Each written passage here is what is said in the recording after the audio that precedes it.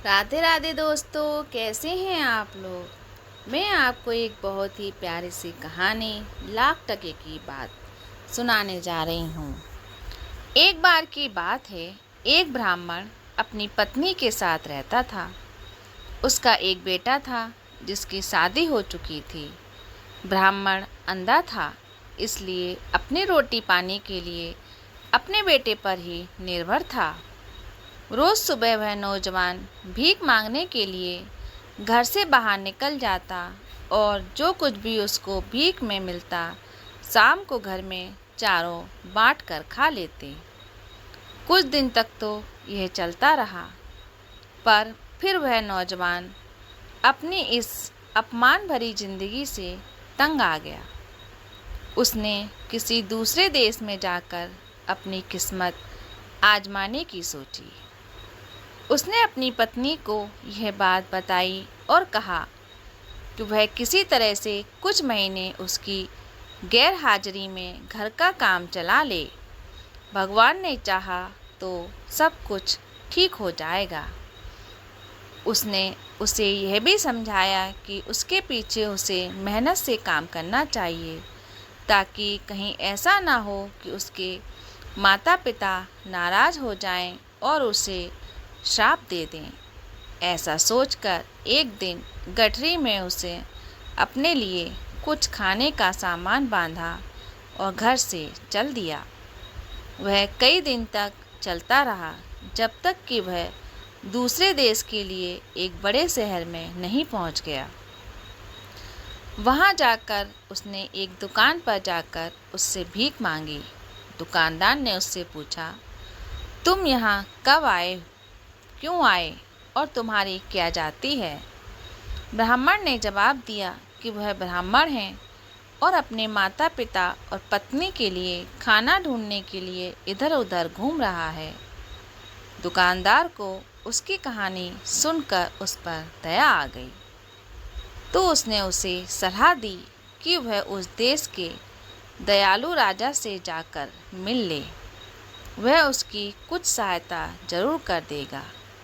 यही नहीं, वह उसके साथ राजा के दरबार तक जाने के लिए तैयार भी हो गया।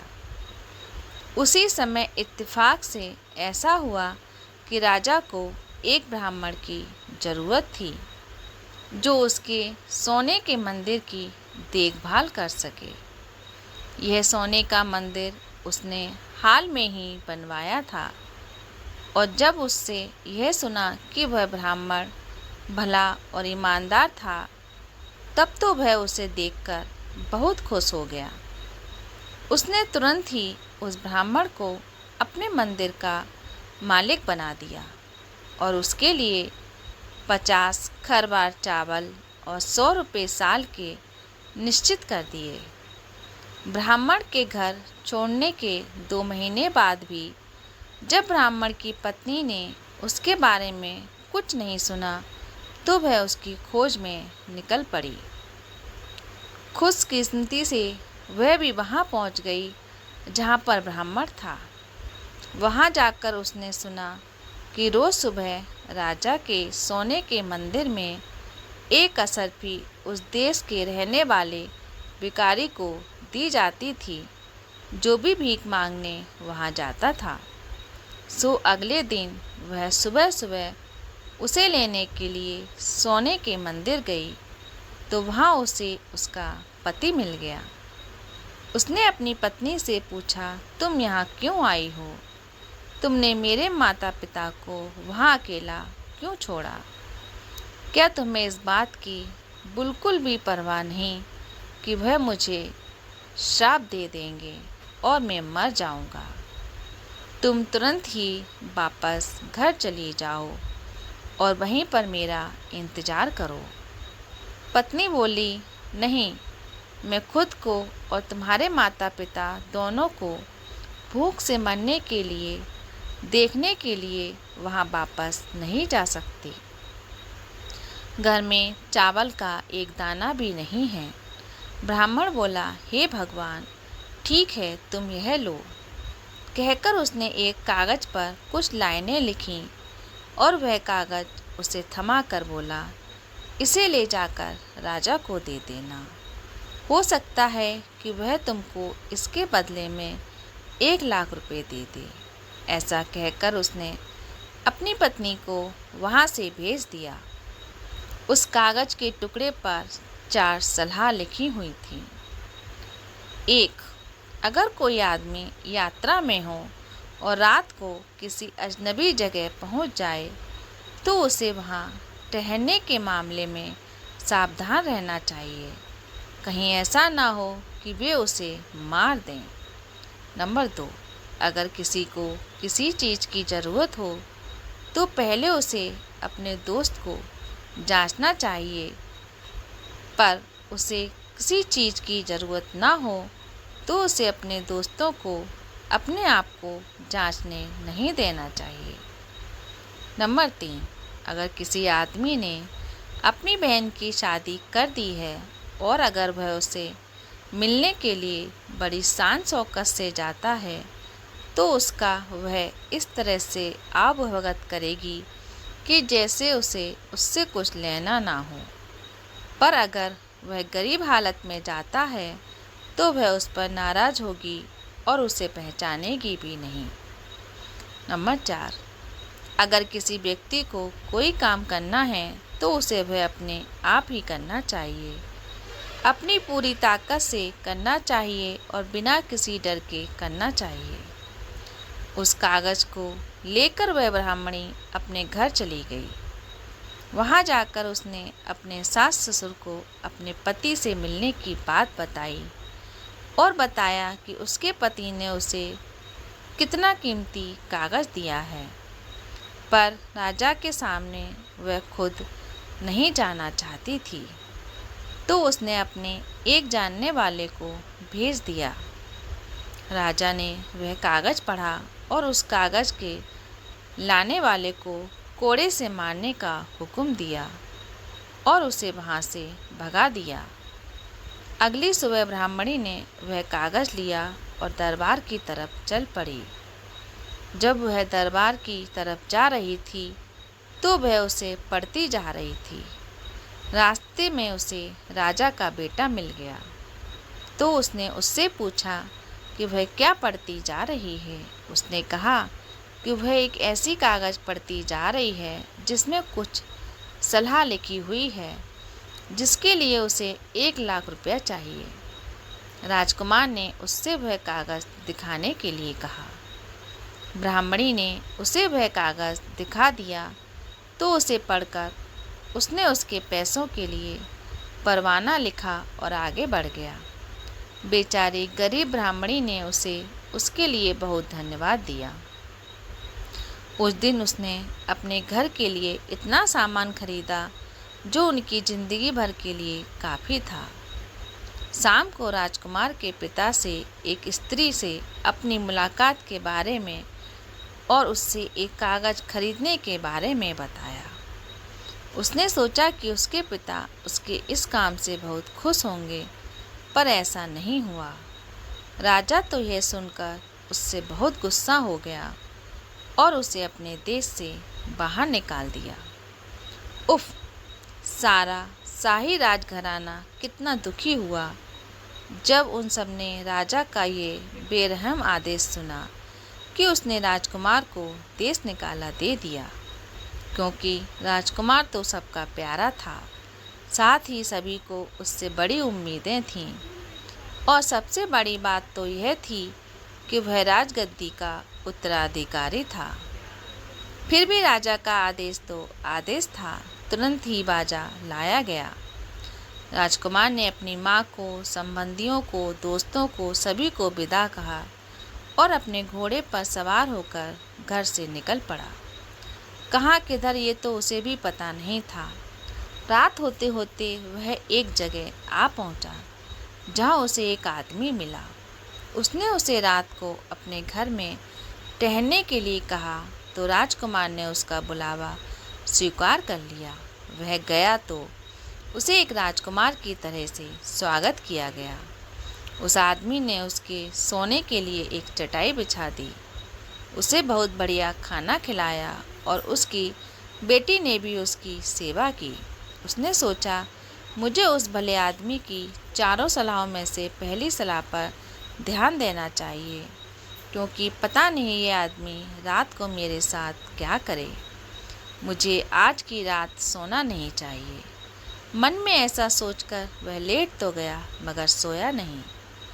बीच रात में उस आदमी की बेटी उठी और अपने हाथ में तलवार लेकर राजकुमार को मारने के इरादे से दौड़ी। राजकुमार तो सोया नहीं था, सो वो उठकर बैठ गया और तलवार के वार से बच गया। फिर उसने तलवार पकड़ ली और बोला, मैं तुम्हारा क्या बिगाड़ना चाहता हूँ जो तुम मुझे मारना चाहती हो। अपनी तलवार संभाल कर रख लो ताकि तुम्हें इसके बाद कोई परेशानी ना हो, जैसे कि उस राजा को हुई थी जिसने गलती से अपने तोते को मार दिया था। लड़की बोली, कौन से राजा ने? राजकुमार बोला, तो लो सुनो, ये एक कहानी है। एक बार की बात है, एक राजा था जिसके पास एक सुंदर तोता था। वह उसे बहुत प्यारा था। यह तोता राजा के साथ में रहता और राजा अपनी रानियों से बात करने से भी पहले उससे बात करता था। एक बार उस तोते ने राजा से 1 महीने की छुट्टी मांगी, क्योंकि वह अपनी बेटी की शादी करना चाहता था। राजा ने उसे छुट्टी दे दी तो वह तोता अपने घर चला गया। घर जाकर उसने बड़ी धूमधाम से अपने बेटे की शादी की और शादी के बाद वापस लौटने लगा। लौटते समय वह 2 पेड़ों की टहनियाँ तोड़ता हुआ लाया। इसमें से एक पेड़ में फल खाने से कोई भी जवान आदमी बूढ़ा हो जाता था और दूसरे पेड़ के फल खाने से बूढ़ा आदमी जवान हो जाता था। वे दोनों टहनियाँ बगीचे में बो दी गईं और वे पेड़ बढ़ने लगे। समय आने पर दोनों पेड़ों पर फल लगे, पर जैसे ही वे पकने को थे कि उस देश में एक तूफान आया जिससे वे पेड़ नीचे गिर गए। एक बहुत बड़ा सांप भी तूफान में पानी के साथ वहाँ पर आ गया। उसने अपना जहर उन पेड़ों की शाखों पर बिखेर दिया, जिसका किसी को पता नहीं चला। तूफान के बाद जब पानी उतर गया तो इन पेड़ों को फिर से लगा दिया गया। वे पेड़ फिर से लहरा उठे और उनमें से फिर से फल आ गए। समय आने पर उन पेड़ों के फल राजा के पास ले जाए गए। राजा ने उनमें से एक पेड़ के कुछ फलों को जांचने के लिए एक कुत्ते की तरफ फेंका। कुत्ता उसको खाते ही मर गया। यह देखकर राजा बहुत गुस्सा हुआ और ये सोचते हुए कि तोता उसके साथ मजाक कर रहा था, उसने उसको मारने का आदेश दे दिया। तोते को तुरंत ही मार दिया गया। अगले साल उन पेड़ों में फिर से फल आए। तब तक उस पेड़ की शाखाओं का सारा जहर निकल चुका था। एक दिन एक बूढ़ा उधर से गुजर रहा था। उसे भूख लगी थी तो उसने उस पेड़ से एक फल तोड़कर खा लिया। उसे खाते ही वह जवान हो गया। इस अजीब घटना की खबर उड़ते उड़ते राजा तक पहुंची तो उसने अपने एक नौकर को उस पेड़ के फल लाने का आदेश दिया। उसमें से उसने कुछ फल अपने बूढ़े वजीर को दिए। वजीर ने उन्हें जैसे ही खाया तो वह भी उसे खाकर वैसा ही जवान और ताकतवर हो गया, जैसा लोगों ने उसे 50 साल पहले देखा था। राजा ने जब ये देखा तो वह अपने तोते के लिए बहुत दुखी हुआ और बहुत पछताया कि उसने उसे कितनी बेदर्दी से मरवा दिया था। वह तो उसके लिए कितने अच्छे फल की साख लेकर आया था। कहानी सुनाकर राजकुमार बोला, मुझे यकीन है कि तुम मेरे साथ ऐसा नहीं करोगी। लड़की बोली, नहीं, मैं तुम्हारे साथ ऐसा नहीं करूँगी। जब तक राजकुमार ने अपनी कहानी खत्म की तब तक सुबह हो चुकी थी और घर के बाकी लोग जाग चुके थे। इस तरह उस दिन राजकुमार की जान बच गई। इसके तुरंत बाद ही सुबह को राजकुमार वहाँ से जाने वाला था, पर मकान मालिक ने उसे रोक लिया और उसे एक दिन और रुक जाने के लिए कहा कि वह अगले दिन चला जाए। तो फिर उस दिन वह वहीं रुक गया। पिछले दिन की तरह ही उसका उस दिन भी खूब शान शौकत से खातिर की गई। रात को उसे फिर से उसी कमरे में सोने के लिए भेज दिया गया। मकान मालिक की बेटी ने भी फिर उसकी सेवा की। उस रात भी राजकुमार नहीं सोया, क्योंकि उसे डर था कि मकान मालिक की बेटी उसके साथ पता नहीं क्या करे। आधी रात को फिर वह लड़की उठी, हाथ में तलवार लिए राजकुमार की तरफ बढ़ी। राजकुमार तो जागा हुआ था। वह तुरंत उठ बैठा और बोला, मुझे मत मारो। मुझे मारने से तुम्हें क्या मिलेगा? अगर तुमने मुझे मार दिया तो तुम उसी तरह से पछताओगी जैसे कि एक आदमी अपने कुत्ते को मारकर पछताया था। उसने पूछा, कैसा आदमी और कैसा कुत्ता? राजकुमार बोला, पहले तुम मुझे अपनी तलवार दो, तब मैं तुम्हें उसके बारे में बताता हूँ। उस लड़की ने अपनी तलवार राजकुमार को दे दी और राजकुमार ने अपनी दूसरी कहानी शुरू की। एक बार की बात है, एक शहर में एक बहुत ही धनी व्यापारी रहता था। उसके पास एक पालतू कुत्ता था। अचानक वह अमीर व्यापारी बहुत ही गरीब हो गया और उसे अपने कुत्ते को छोड़ना पड़ा। उसने अपने एक साथी व्यापारी से अपने कुत्ते के ऊपर 5,000 रुपये का कर्जा लिया और उससे एक नया काम शुरू किया। कुछ समय बाद उसके साथी व्यापार की दुकान में चोरी हो गई और चोर उसका सारा सामान चुरा कर ले गए। मुश्किल से 10-20 रुपये का सामान ही उसकी दुकान में बचा था। वफादार कुत्ते को पता चला कि वहाँ क्या हो रहा था। वह चोरों के पीछे दौड़ गया।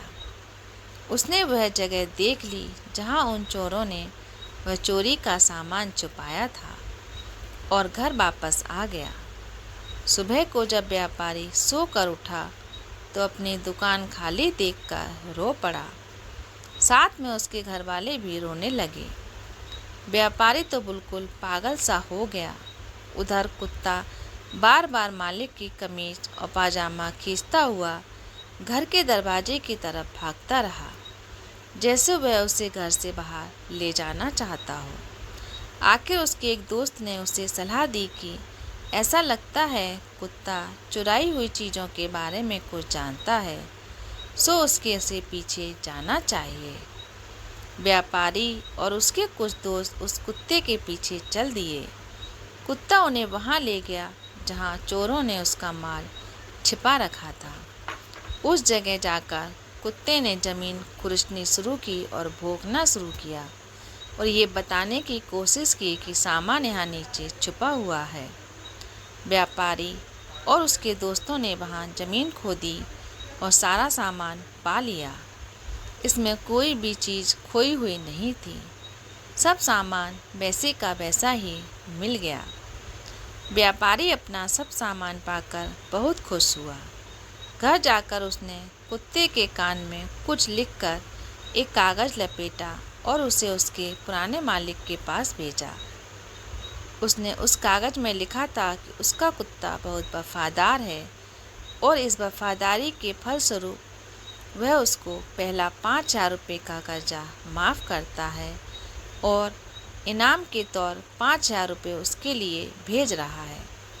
जब व्यापारी ने अपने कुत्ते को वापस आते देखा तो उसने सोचा, लगता है मेरा दोस्त अपना पैसा मांग रहा है।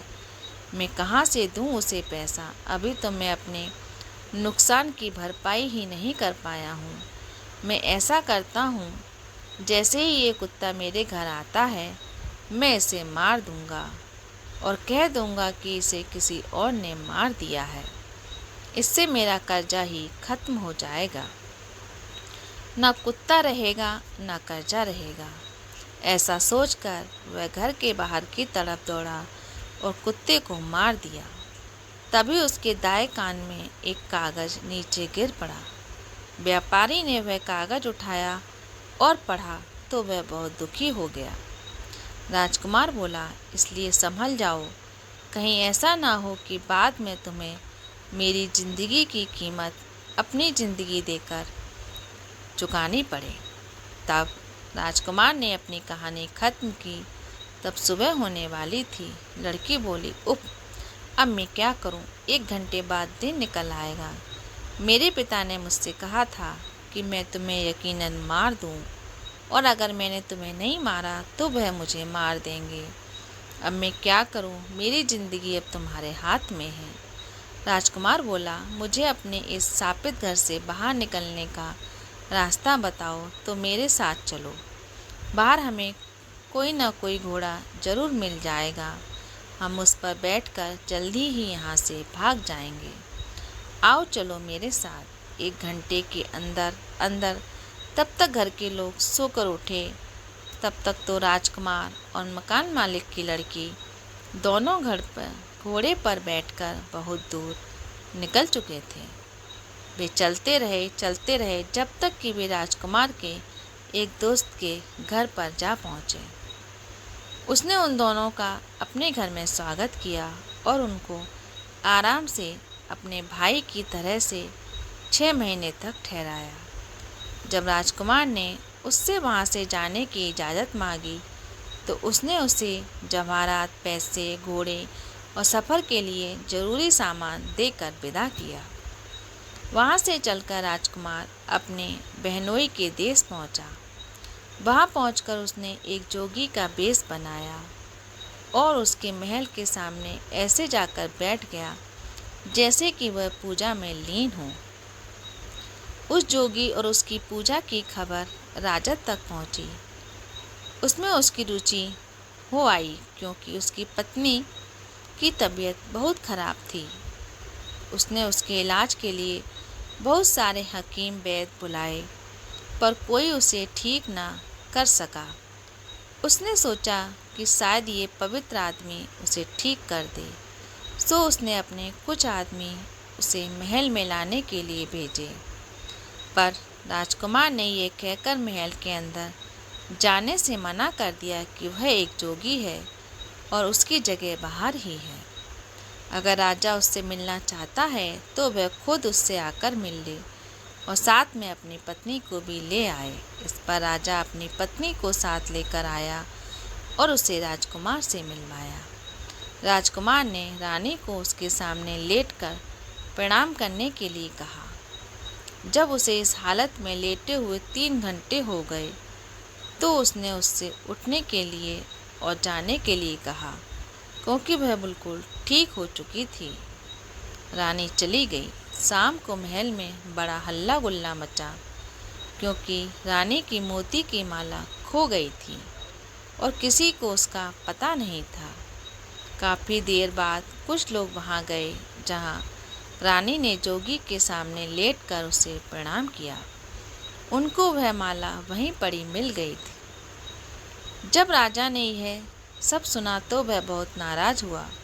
उसने जोगी को फांसी की सज़ा का आदेश दिया, पर इस शाही आदेश को मानने से पहले ही राजकुमार ने फांसी देने वाले आदमी को पैसे दिए और वह देश छोड़कर भाग गए। राजकुमार भी देश से बाहर निकलने के बाद उसने अपने कपड़े पहन लिए। एक दिन जब वह अपने कपड़े पहने घूम रहा था तो उसने देखा कि एक कुम्हार अपनी पत्नी और बच्चों के साथ एक बार हंस लेता था और फिर रो लेता था। राजकुमार ने उससे पूछा, अरे ये क्या बात है कि आप एक बार हंसते हैं और दूसरी बार रोते हैं? अगर आपको हंसना है तो हंसिए और रोना है तो रोइए। कुम्हार बोला, तुम मुझे परेशान मत करो, तुम्हें इस बात से क्या लेना देना कि मैं क्या करता हूँ। राजकुमार बोला, माफ़ कीजिए, मैं इसकी वजह जानना चाहता हूँ। अगर आपको कोई ऐतराज़ ना हो तो। इस पर कुम्हार बोला, बात यह है कि इस देश के राजा की एक बेटी है जिसकी उसे रोज़ शादी करनी पड़ती है क्योंकि रोज़ ही उसका पति उसके साथ रहने पर मर जाता है। इस तरह से करीब करीब सारे जवान लड़के मर गए हैं। अब हमारे बेटे की बारी भी जल्दी ही आने वाली है। हम इस अजीब सी बात पर हंसते हैं कि एक कुम्हार के बेटे की शादी एक राजकुमारी से होगी और इस शादी के भयानक परिणाम को सोचकर रोते हैं। हमारी समझ में नहीं आ रहा है कि हम क्या करें। राजकुमार सोचते हुए कहा, ये तो हंसने की बात है ही। अब आप रोइए नहीं, आपके बेटे की जगह मैं ले लूँगा। उसकी जगह मेरी शादी उस राजकुमारी से हो जाएगी। बस मुझे उस मौके के लिए ठीक से कपड़े बनवा दीजिए और मुझे तैयार कर दीजिए। कुम्हार ने उसे एक बढ़िया से कपड़े बनवा दिए और कुछ गहने बनवा दिए और शादी के लिए महल भेज दिया। रात को उसे राजकुमारी के कमरे में भेज दिया गया। उसने सोचा, यह तो बड़ी भयानक घड़ी है, क्या मैं भी दूसरे नौजवानों की तरह मारा जाऊंगा। उसने अपनी तलवार कसकर अपनी मुट्ठी में पकड़ ली और इस इरादे से अपने बिस्तर पर लेट गया कि आज की रात वह सोएगा नहीं और देखेगा कि क्या होता है। वह चारों तरफ देखता रहा। बीच रात में उसने देखा कि राजकुमारी के पास से 2 सांप निकले और उसकी तरफ उसे मारने के लिए बढ़ने लगे, जैसे शायद उन्होंने पहले कुछ नौजवानों को मारा होगा। पर यह राजकुमार तो तैयार था। उसने अपनी तलवार कसकर पकड़ ली। जैसे ही वे उसके बिस्तर पर आए, उसने अपनी तलवार से उन दोनों को काट दिया। सुबह को राजा को इसकी खबर लेने के लिए आया तो यह देखकर बड़ा आश्चर्यचकित हुआ कि यह नौजवान तो जिंदा था और उसकी बेटी से बातें कर रहा था। उसने सोचा, ये जरूर ही मेरी बेटी का पति होगा, क्योंकि वही उसके साथ रह सकता है। राजा कमरे में घुसा और उससे पूछा, तुम कहाँ से आए हो और तुम कौन हो? राजकुमार बोला, मैं फलां देश के राजा का बेटा हूँ। राजा ने यह सुना तो वह बहुत खुश हुआ और उसे अपने महल में रख लिया।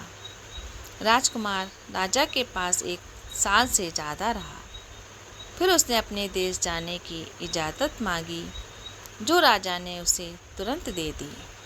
राजा ने उसे उसके पिता के लिए भेंट में हाथी, घोड़े, जवाहरात और बहुत सारे पैसे देकर विदा किया। राजकुमार चल दिया। रास्ते में वह अपने बहनोई के देश से होकर गुजरा तो उसके देश में आने की खबर राजा को लगी तो वह अपने हाथ रस्सी से बंधे राजकुमार के सामने आया। उसने बहुत ही विनम्रता से उसे अपने महल में ठहरने के लिए कहा और जो कुछ भी खातिरदारी की उसकी कर सकता था उसे स्वीकार करने के लिए कहा। जब राजकुमार महल में ठहरा हुआ था तो उसने अपनी बहन को देखा तो उसने उसे मुस्कुराते हुए नमस्ते किया। जब वह वहाँ से चला तो उसने उसे बताया कि जब वह पहले यहाँ आया था तो उसने और उसके पति ने उसके साथ कैसा व्यवहार किया था, फिर वो कैसे वहाँ से बचकर भाग निकला। उसने अपनी बहन को 2 हाथी, 2 शानदार घोड़े, 15 सिपाही और 10 लाख के हीरे जवाहरात दिए। वहाँ से निकलकर वह अपने पुराने दोस्त के घर गया, जिसने उसके साथ बहुत अच्छा बर्ताव किया था। उसने उसके घर से कुछ दूरी पर अपना तंबू लगाया और अपने दोस्त को अपने पास बुलाया, पर उसका दोस्त उससे मिलने नहीं गया।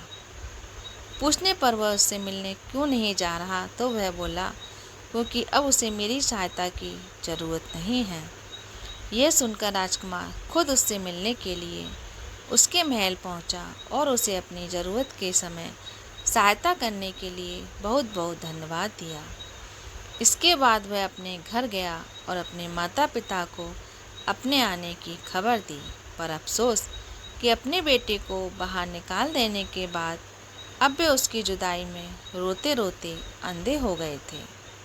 राजा बोला, उसे अंदर ले जाओ। जब वह अपना हाथ हमारी आँखों पर रखेगा तब हम फिर से देखने लगेंगे। राजकुमार अंदर आया तो बूढ़े माता पिता ने उसका बड़े प्रेम से स्वागत किया। उसने अपने दोनों हाथ अपने माता पिता की अंधी आंखों पर रखे तो उन्हें फिर से दिखाई देना शुरू हो गया।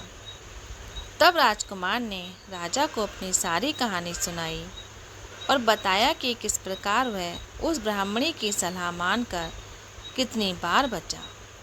राजा ने उसे बाहर निकाल देने पर अपना दुख प्रकट किया और फिर सब खुशी खुशी और शांति से रहने लगे। दोस्तों, मेरी ये कहानी आपको कैसी लगी कमेंट में ज़रूर बताएं।